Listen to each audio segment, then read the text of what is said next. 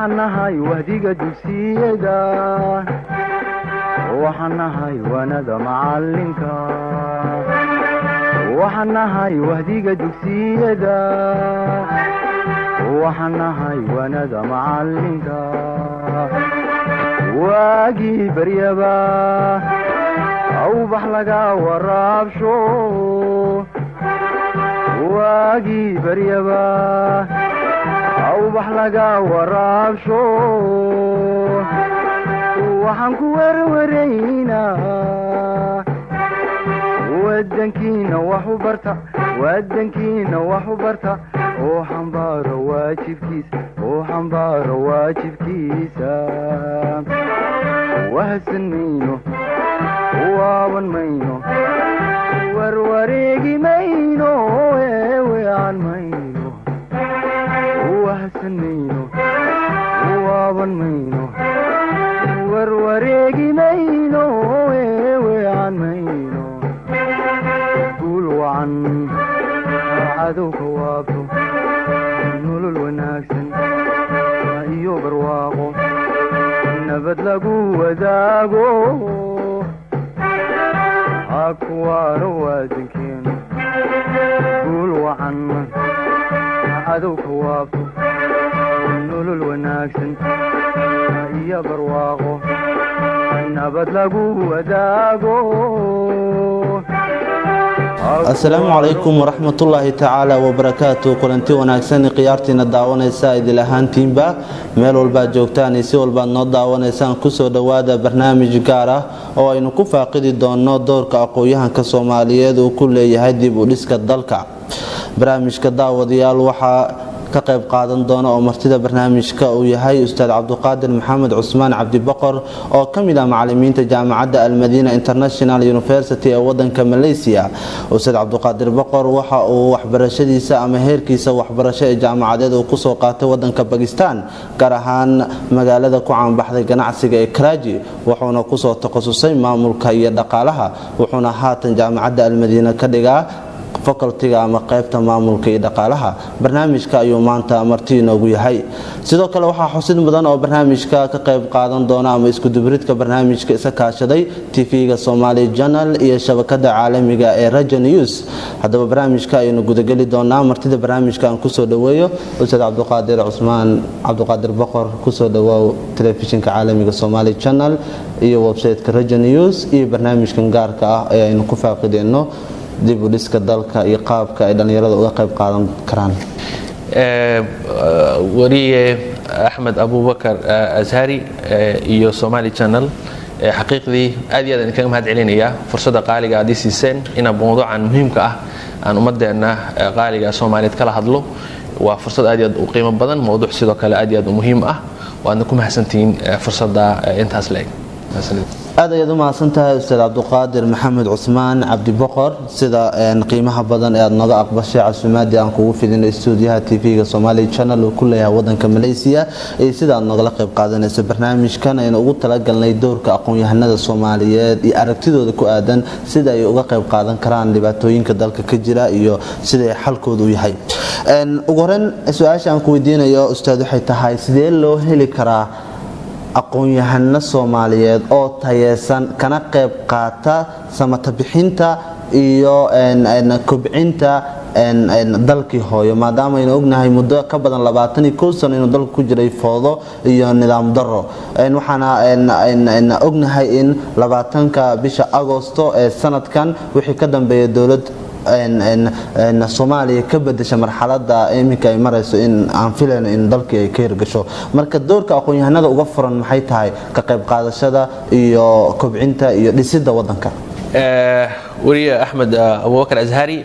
aad iyo aad u hasan tahay xaqiiqdii waa su'aal aad iyo aad u qiimo badan oo qaali ah.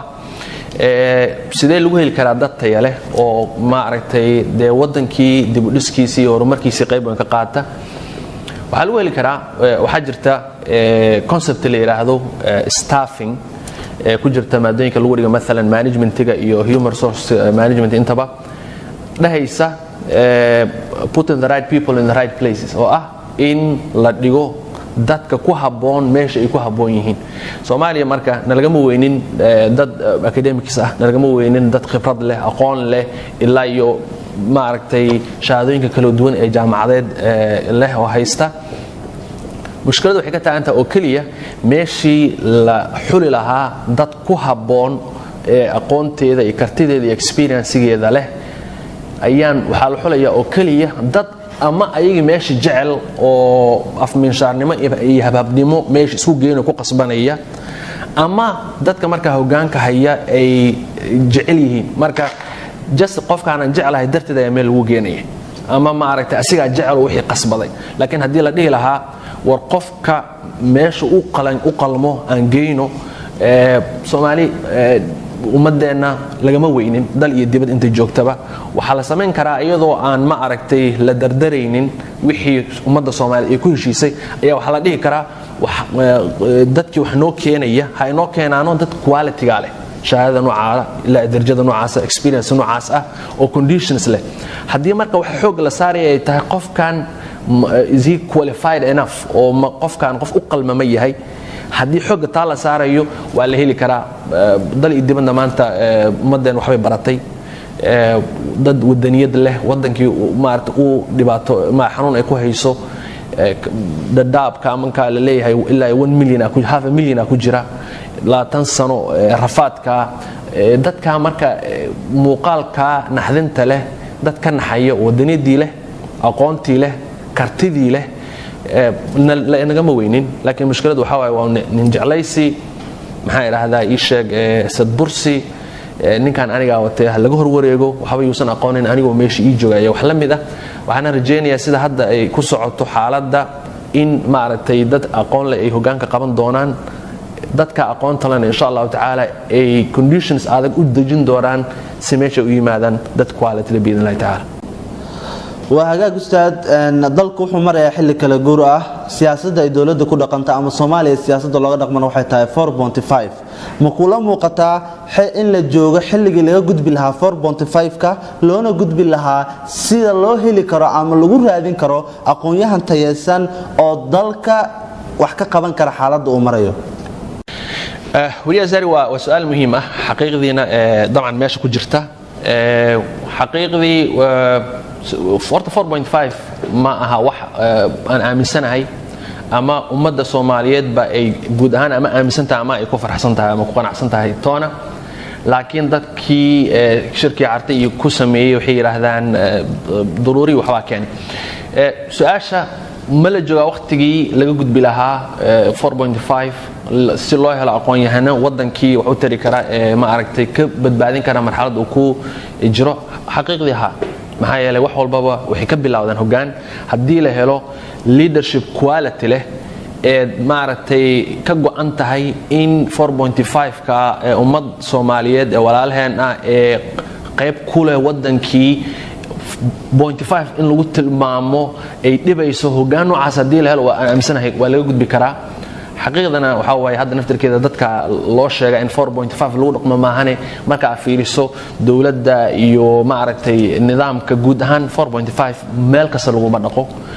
safaaradaha hadii aad fiiriso kale qonsuliinta hadii aad fiiriso kale ixtaa shaqaalaha safaaradaha ka shaqeeya oo kale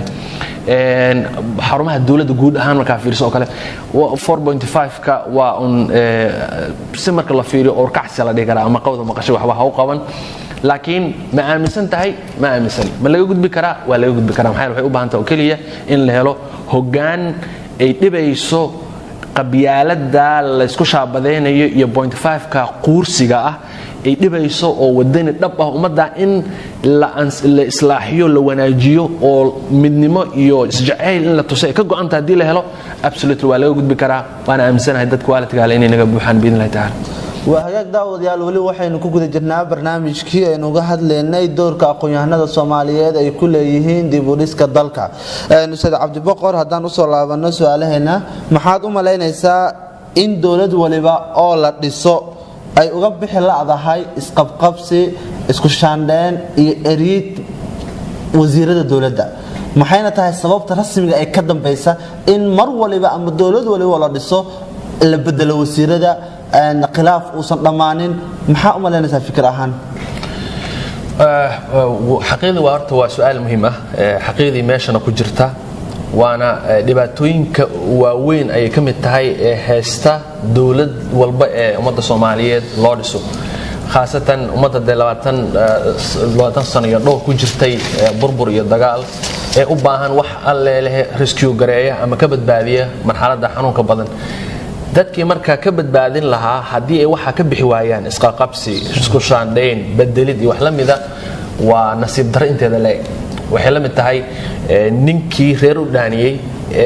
dhaankii ummadda ay sugayeen ee dhowr maalmood isagoo ka sii maqan ummadina ay u dhimanayso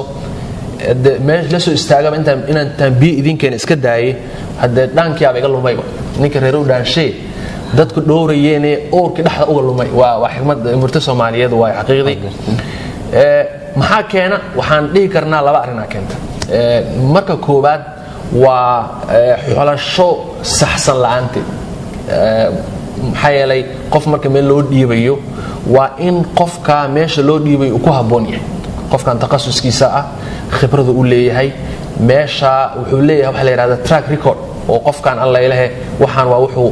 soona bartay kana soo shaqeeyay wax qabadkiisiina la hayo marka qofka meesha uu diyaarsan yahay from the first day meesha la geeyo ama maalinta ugu horeysa meesha la geeyo qofka meesha waxbu ka qaban kara waxbu bedeli kara laakiin qof hadii la geeyo la wala wada wixii afarta maalin joogo inuu wax qaso ama wax ku babarto ay noqonaysa intuu wax ku babaranayaan la bedelay sida caadada ay tahay marka meeshii saa wax lagu xulan lahaa ayaa nasiib darro sida muuqata waxa wax lagu xulaya oo kaliya teamkan aniga wata waa la keenay waxa laga yaabaa in waxyaalo kale oo sheegitaankooda afka aysan ku qurxoonayn marka problemka koobaad waa dhinaca xulashada dhinaca labaadna waxaan isleeyahay waaba qorshe shisheeye oo loogu talagalay in aysan waxba inoo xasilinba maxaa yeelay haddii qof marka hore la xusho ee alla ilaa meesha ku haboonaa la geeyo wasaaradii ku haboonaa la geeyo ee la siiyo waqti munaasib oo ku filan waxa dhici karta in qofka uu u helo waqti uu ku fikiro qorshihii wasaaradda uu ku dajiyo teamkii alla la shaqeyn lahaa oo naftirkiisa sii xusho qof walba meesha ku haboonaa geeyo hadhow marka la helo team quality leh wasaarad qorshe leh long term iyo short term isugu jira ama qorshe fog iyo qorshe dhow aan iraahdee hadhow marka waxba la qaban karaa laakiin nasiib darro hadii maalinta soo gashaba kursiga marka aad toosisaba hadii la yiraahdo odagiyo hor u soco nasiib darro wax ma la qaban karo waa problemka koowaad ee leedahay problemka koowaad aan ka dhaxgalay ayaa waxay tahay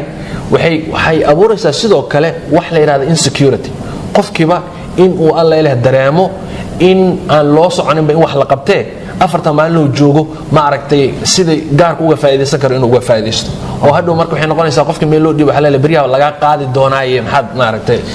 sudaalinaysa ee wax la mid ah oo mushkilad effectigeeda xaqiiqdii aad u dhib badan yahay marka waxaan dhihi karaa waa wax noolagu talagalay dhinac shisheeye ka socda wax la bedelayo ninka ma aragtay laga yaabo in go'aanada ama marada qaarkood ay adisaabo nooga imaanayaan wallahu a'lam waa tahay ustaad haddii aan ka dhaxgalo kula muuqataa in aqoon-yahanada naftigooda ay isbidaan ama ismoodeen wax ayagu aysan ahayn halka kuwa qaarkood aysan dalki tagin kuwa dalki tagay oo isirba xaaladda jirta ka qayb qaado markii ay fadhiisteen kursiga ama xafiiskii ay rabeen ay heleen in ay la soo baxeen wajiyo cusub macna oo ay sababto markaas in isku dhacaan maamulkii ama madaxdii dawladda halkaasna ay ka dhalato in la bedelo markaas wasiiradii ama dadkii markaas meesha yimid والله أنا ما آمن سني أقوياء وحسن اسمه ما آمن سني وآمن سنة ماشي إنه جرو حول الشدر حقيقة وحولنا نفتر كود وحكي خالدين وهاي القف كي أقونت لها أقل مي الله يله عن سيد عن هروش جني لها خبرتي أقونتي كرتدي هيستوريس والله يله وشيريو performance وحقبت قف كامر كي ماشي لود يبو si loogu talagalay uu qabanaya laakiin mushkilada ayaa waxay tahay marka hore ayaan xaqiiqdii si dhab ah oo macquul ah oo wadaniyad iyo aqoon iyo karti iyo khibrad ku dhisan tahay ayaan dadkii marka hore loo xulanaynin waxaan aaminsanahay problemku inuu meesha ka socdo xaqiiqdii iyo sidaan ku sheegaba barnaamij noolu tala galay oo waxaan in maalba wax la bedelo si alla wixii aysan marba aysan u caga dhiganin stable aysan u noqonin aan loo helin wasaarada qorshe fog iyo mid dawla inta marka I think problemku inuu dhinacaas yahay Ustaad Cabdi Boqor haddaan ku weydiiyo su-aasha kale maxaa loo leeyahay madaxweyne ra'iisul wasaare gudoomiye baarlamaan oo ay dhex marto wada shaqeyn wanaagsan maxaana sababaya isku dhacan tirada badan ee mar walba ku soo cusboonaada masraxa siyaasadeed iyo hanaqaadka dawladda waa su'aal muhiim ah xaqiiqdii meeshan ku jirta kana mid ah waxyaalaha aan u baahannahay ka ummad Soomaaliyeed aan ka dawlad ahaan in aan horta marka hore ka gudubno maxaa yeelay haddii guri islaantii odagiiba ay dagaashan yihiin way adag tahay in ma aragtay wax horumarayo wax sameeyo adduunka horumar waxa lagu gaaraa in la wada shaqeeyo iyo unity iyo in ma aragtay wax la wada dhiso waxaan isleeyahay wax ku soo goobi karaa saddex arrin ayaa sabab u ah isku dhaca joogtada ah waxaad fiirisaa مثلا tii Cabdi Qaasim waxaa fiirisaa مثلا tii madaxweyne Cabdullaahi Yuusuf iyo tii tan hadda jirta ee maaragtay Sheekh Shariif waxaad arkaysaa inta badan waxaa isku dhacaya madaxweynihii ra'iisul wasaarihii iyo gudoomiyihii baarlamaanka inta badan waxaa la dhihi karaa marka waxa keenay isku dhacaan waa iyadoo qof kastaba aan ku ekaanaynin xadkii title-kiisa iyo awoodiisa ay oo ah macnaha awood isla qabsashadii haddii aan maaragtay qof walbaba si ay ku jirto professionalism u dhihi lahaa okay aniga waa xadkii awoodda lagu talagalo waa intaa uma dhaafayo wax isku dhac dabcan lama arkin mushkilada laakiin waxaa weeye nin walbaba waa hiddi hoobay iyo maaragtay walaaqasho ma fahamta cilada labaad ee jirta ayaa waxay tahay markii hore alla ilaahay embagaasi noo lagu sameeyay ama ilaahay artaba ayaa waxa la sameeyay wax la yiraahdo awoodii oo la isugu daray ila sida veer waxa loo baahan yahay ama organization business organization ha ahaado ama any type of organization or institution ha ahaado waxa loo baahan yahay inuu jiro hogaamiye iyo dad uu boss u yahay waa la helaa haddii laakiin la helo la sameeyo maxay raahdaa laba nin oo siman ama iska soo dhow ama wax isku qabsan karta oo aan uusan jirin go'aan ka ugu dambeeyo looga dambeeyo uusan jirin waxyaalo fara badan qasmay dadkana moogta waa in la fiiriyo xitaa maaragtay marka fiiriyo sunnada la filkoon salaadaha kala waxa loo sameeyay hal imaam oo salaada markuu rukuuc la rukuuc markuu sujuudo guriga waxa leeyahay ninka maaragtay rijaal qawaamun ala nisaa oo ninkii maaragtay inuu reerkii looga dambeeyo wax la mid ah sidaas la mid ah waxa loo baahan yahay dawladda guud ahaan marka fiiriso ama waxa looga dambeeyo waxa jiro dawlad madaxweynuhu awood u leeyahay iyo dawladda madaxweynaha iska ceremonial u yahay ama iska magac iska dheh awood u leeyahay prime minister annaga marka waxaad u malaysaa in noolu tala galay labadii dhinac inaan midna la marsiinin oo labadii awood la isugu baro madaxweynuhu waa madaxweyne prime minister waa madaxweyne ama prime minister waa prime minister madaxweynuhu waa prime minister hadba sida awoodaha dawladaha oranto kale maadaama marka isku baraxa uu yimi haddee nin boss ah iyo nin boss loo yahay meesha uusan jirin waxaa imaanaysa markaa isku dhac fara badan ilaa nin walba asaa wuxuu malay ana amiir wa anta amiir madaladiyo suuq alximaar tii waaye marka taa marka problemka ka mid tahay tan ugu sii qatarsan marka ayaa waxay tahay waxaa jira wax la yiraahdo divide and rule waddankan waxaa waaye 20 sano iskii muusan isaga burbursanay dadkan waddankan in fara badan ayaa waxa lagu bixiyay juhdi dhaqaale iyo fikir fara badan in ma aragtay waddanka uu burburo uu ka sii daro dad ayaa waddankan waxay ku cunaan billions of dollars malaayiin ummadda Soomaaliya loogu talagalay ayaa Nairobi ana soo dhaafay oo ma aragtay 5 star hotels ku yaala Nairobi ku cunaan 20 sano ee waddankan burbursanaan ay ku cunayeen haddii waddanka uu saa u sii burbursanaado oo shaafataysiga oo isaga jirana ay u muuqato inay ku sii cunayaan marka si marka taa aan looga bixin waa in la helaa madax la kala jiidanayo ee la leeyahay مثلا hebel waxaa wata Ethiopia wata hebel waxaa wada ma aragtay other international community wata hebel waxaa wata iyo wax la mid ah European Union wata Mareykan wata iyo wax la mid nasiib darada jirta waxay tahay marka meesha wadamada qaarkood alla yahay qofkii lagu qabto in uu ma aragtay waddan kale u shaqeynayo dawlad kale wadamada dariska ka soo qabay Ethiopia wax la mid wadamada qaarkood qofka waa dilay laakiin sidar anaga waxay maraysaa in nidaam siyaasi weyn uu banaanka la soo istaago maaragtay aniga international community ay wata aniga waxay wata Ethiopia wata aniga Kenya wata aniga waxay wata haddii aan intaas aan ku sii talaxtayna ama ku dheeraan siyaasadda Soomaaliya oo in muddahay xaasana ku jirtay waxaa muuqataa bisha Agoosto 20-keedina dhici doonto doorashada madaxtinimo ee dalka Soomaaliya sida warbaahinta caalamka ku jirtana doorashada u badan aqoon-yahano dibadda ka yimid isleedahay aqoon-yahanada naftigooda ayaa fahmay in la joogo xilligoodii shacabkuna waxay fahmeen iyaguna in markan loo baahan yahay dhalinyaro macnaha marka la yiraahdo firfircoon oo dalkan dagaalku iyo rafaadka iyo abaartooda gaadisay ka saara marka doorkiini ayaa la joogaa misleedahay oo doorkii kale ee odayaashii iyo dadka intaas xukumayay dalka doorkoodii ugu dhamaadaba oo doorkii dhalinyarada ayaa iminka dhalinyaraduna ay fahmeen shacabkiina ay fahmeen halkaasna la fili karo doorashada kadib madaxda markii dowladda la unko oo wax walba lagu guuleysto in la heli karo wada shaqeyn madaxda ka dhaxaysa dalkii oo si wanaagsan loo maamulo faragelintan shisheeye inay ka baxaan waxyaabahaas oo kale ah inay sii hagaagayaan oo mustaqbalka la filayo dowlad hagaagsan iyo dal sida hadda uu marayo si kasii fiican wallahi waa sida la filayo waa sida ku rajo weynahay waa sida ay u badan tahay biidn illaahi tacaala waxaan ku leeyahay in aan helno maxaa yeelay aayadaha ilaahay ayaa waxay leeyihiin laa taqnatuu min raxmatillah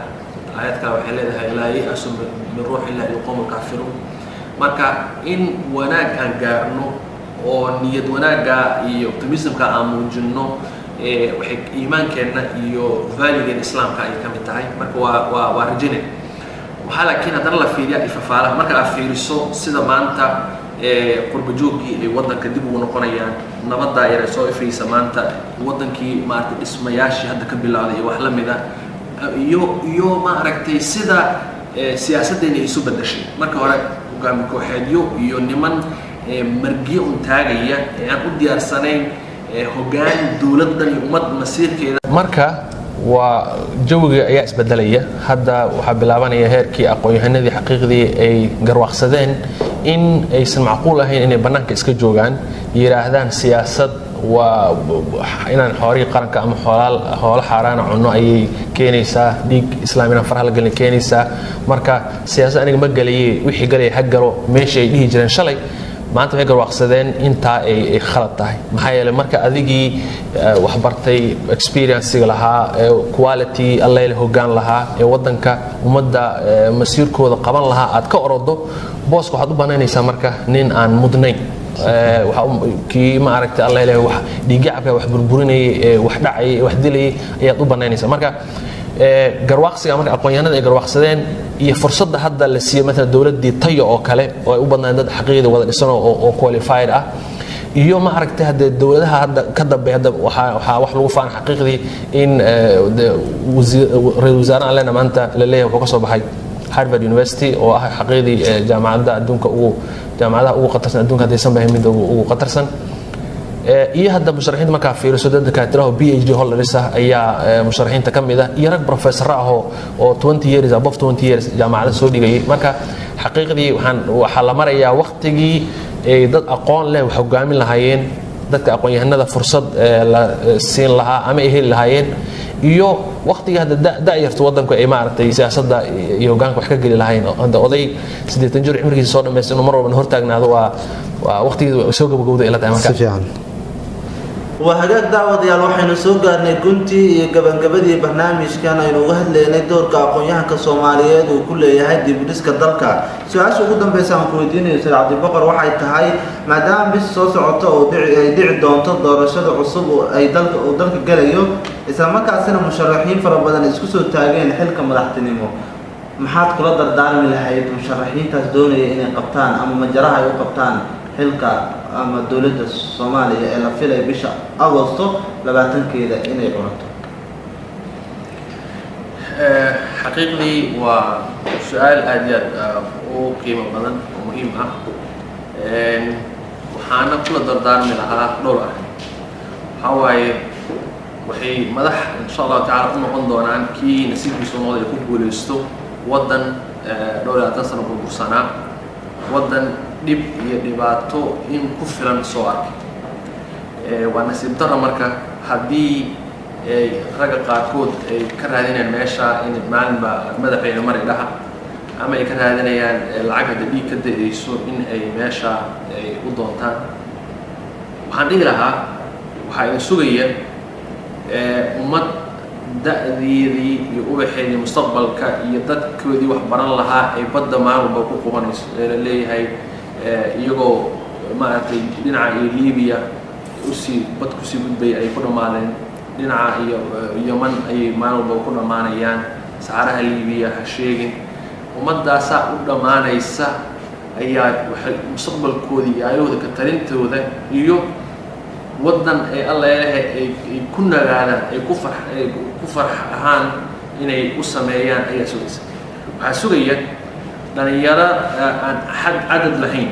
أو أدي أدوتها بدن حبسية دي دون كمال كسر بجرة إن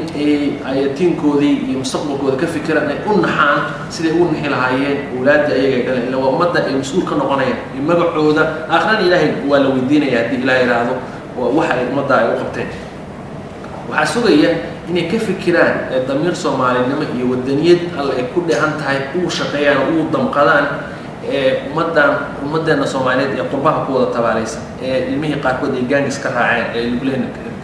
محاير هذا جانجس كلا نوع يقول كلا بيرن أيجا إسلامي سيدا ما تميل فرق كده عليه iyo islaamaha ilmihii laga qaadanaya gaalada ay ma artagaantu galiyay wax la mid ah in mustaqbalkoodii ay ayahoodii ka taliyaan wadan alle ku si nabad u noolaan karaan ay u sameeyaan ayaa sugaysa waxa sugaya ummadda gudaha ku jirta ma aragtay source of income aan lahayn ma aragtay dhaqaale iyo beeri iyo wax kale laga burburiyay 20 sano ku jira dil iyo dhac iyo kufsi iyo dhiig daadanaya إن الله إله أي تاريخ سميع أو أي نقدان ذكي مضى أنت صليبات لك به وحاسوية إن الوحكة بدلان سمعة عم إيميج كمدين اللي سمي الميديا هري هذا اللي هي مركب مع الصومالي للشيء ذاتك عن الصومالي ذا هين جانب تيقصوا دعيسو برب يو برعد بدل يقرح iyo miino iyo waxa loo joogay ku soo dhacayso sumcadda iyo image-ka 20 sano media uu waday wax ka bedelitaankeeda ayaa xaqiiqdii sugaysa waxa sugaya in ummadda Soomaaliyeed ka wadan ahaan ka qaran ahaan 20 sano meesha caalamku uu horumar higsanayay dib u dhacay alla in ay 20 ka sano soo kaban ee alla aysan waqti dambe aysan naga sii luminin ayaa sugaysa waxa sugaya إن أي دفاعان أو سدد نماء يودنيات يقيرة لكجرة إن يدفاعان خيرات يودن كان مالك استوى لليه بدي السم وشوي ولو هو هذا السنة كل يركالو شوي لليه وحال حالفين يا محاير هذا وحال يحبد أنا كجرة وعند كدفاع عن سيسنجرين لليه ما عرفتي ودن كان أيام مال وما إذا كسر قاليا ديارات سكت دقيقة ما عرفتي مرس إيو ما عرفتي هوي أهور كدقيقة حتى عن مرقة كود حب برميشنا كذا اللي هي وايشين وحلم لكن مرقة هراء قاركود يسوع برميش مسوقين لو أنا بعد طبعا إنه حبش وضمبين وحديه لها قفك إنه مدح النقضاء وكرسي سكفة اليوم مهمة وحمهم كأه وقفك إنه كتب الليس إنه كتب التاريخ وحنس الدرعة وحجرتي مدح لو تصل يكبر وطن كان حكومي يسي وحيال فربضان وناك حقبتان وحيال فربضان حقيقي النجاح اللي وده كان ما أنت أجوبنه أزهري هو رسالة يسوع نبى وهو هي ما بيلا تصل دكتور مهاتير محمد لو تكع السنة وده كان سيجو الله يله مديس دور وجود مديس معاوري يجاجي وحلم إذا ورفع عليا يحكم قبض وحكبت دلودن كيسي ودن نقاليس كتير سنة agriculture ما أنت وكذي وطن والشروق يوحصو صار له أو بابورتيسي وحول وعيا صو صارني وحو كشقي إن أيجو كلا دين كلا مذهب كلا محن كله culture اللي وطن كحكونه ملين ما كلا يدك كلا يراه أو وطن كاسل إسكال هندي يا Chinese أيجو أنت أصلاً كلا دوان إن الله يرقوا ذا نولادا نبض يبرارة وعالم كل إيران ما أنت مليش ترول إيج اللي يراهو وبالحيث لو سوى هذا هو جانا كشري حدي من كله هلا leadership sida u fikiraya u fikiraya inay alla taariikh ka tagaan sumcad ka tagaan baal dahaba taariikhdan ummadana ka galaan wax weyn la qaban karaa laakiin haddii ay noqoto afar maalin jooga afarto xabad ka qaado iyo maartay beri baan madaxweynaha ka noqday waxay noqonaysaa nasiib darintale waxaana rajaynaynaa in dadaalka maqlaan ummadda wax weyn ee la qabtan billahi tawfiiq aad ayaad u mahadsan tahay kaasina wuxuu ahaa ustaad cabdiqaadir maxamed cuthmaan cabdibaqar oo ka mid ah macallimiinta wax ka dhigay jaamacadda almadiina international university ee waddanka malaysia wuxuuna ustaadka maanta marti inoogu ahaa barnaamijkan gaarka aynu ku faaqidayno doorka aqoon-yahanka soomaaliyeed uu ku leeyahay dib u dhiska dalka daawadayaal barnaamijkan waxaa iska kaashada tv-ga caalamiga ee somali channel iyo website-ka caalamiga ama shabakada caalamiga ee regionews.com intaynu barnaamijkan oo kale dib hawada u kulmi doono waa bahdii barnaamijka oo isku duuban oo idinkaga tegaya amaana allah